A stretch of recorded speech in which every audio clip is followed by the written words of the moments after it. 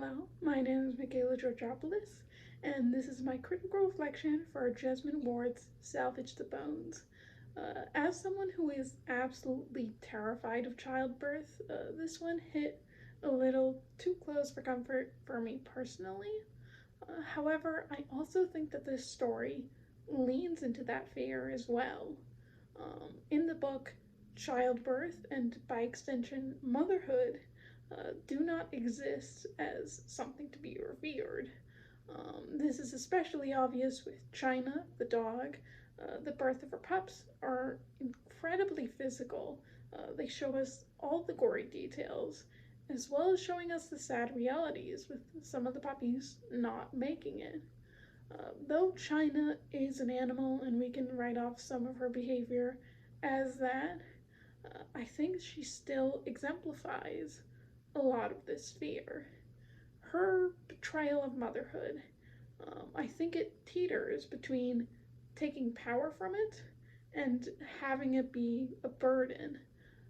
On one hand, we have her winning dog fights and jumping into hurricane water to save her puppies, but on the other hand, we have her killing a puppy for getting too close to her food.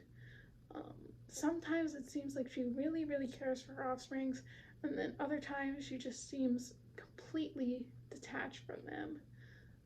It is a little bit confusing, but I think that this betrayal puts a lot of the focus on survival. And Skeeta interprets this determination as well. Uh, it's protection. However, on the flip side, she also has to eat to survive. And when one of the puppies seemingly threatens this, it had to go. Um, Therefore, China's portrayal of motherhood is one that values the life of the mother first, and then the lives of the children. This doesn't mean that the lives of the children are completely forfeit. After all, China did swim after them when the hurricane swept them away.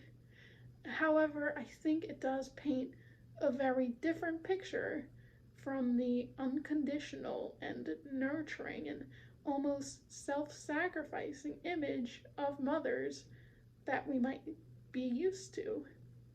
I think Ash's story is also about survival.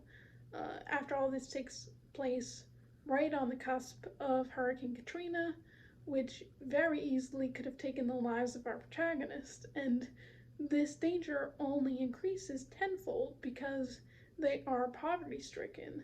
They don't have the means to evacuate safely. I think that the financial stress of this is what contributes to the overall tragedy of this story. Each time a puppy dies, we are not made to be sad because a life was lost. Instead, we are made to be sad because an investment was lost. That's another $200 down the drain. I also noticed none of the puppies are even named because there's no point in forming an emotional attachment. They're just gonna be sold off or they're gonna die anyways.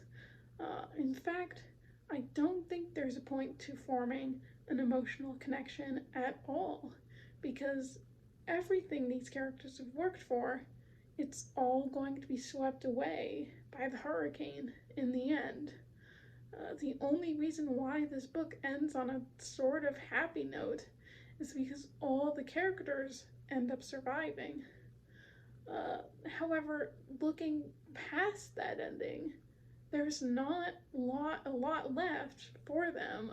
All the puppies are gone, even China is gone, and all they have is completely destroyed. I think in turn this also means that their consequences have kind of been washed away. They can't prove that they were stealing because they have nothing to show for it, but it still leaves the future of these characters incredibly bleak. Overall, I think that the story is exemplified by the constant reference to Medea. If you know Medea's story, it is not a happy one. Originally, she met Jason, the Greek hero, helped them attain the Golden Fleece, and ended up betraying her own family in the process. Jason would end up marrying her, but he would later prove to be unfaithful, and he would marry this other princess. Um, the only thing Medea would have left is her motherhood. She is no longer a daughter, she is no longer a wife. All she has is herself and her two children, and she forsakes that in the end. She kills them, and she uses that last relationship to get her revenge. Ash is like Medea in a lot of those ways. I mean, first off, she falls in love with a man who barely loves her back. On top of that, she is the only significant character, female character, in the book.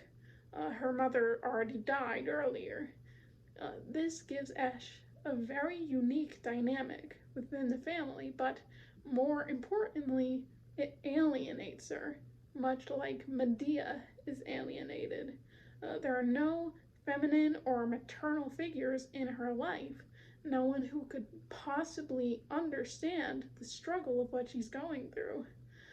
In turn, the fact that the book aligns itself with this myth almost foreshadows the ending these characters will have. There's no doubt that this will be a tragedy. Even when this child is born, it is going to be born into suffering because that's what its mother, Ash, is facing. While I don't think Ash is going to go as far as murdering her child in cold blood, I still don't think she's going to turn into a paragon of motherhood.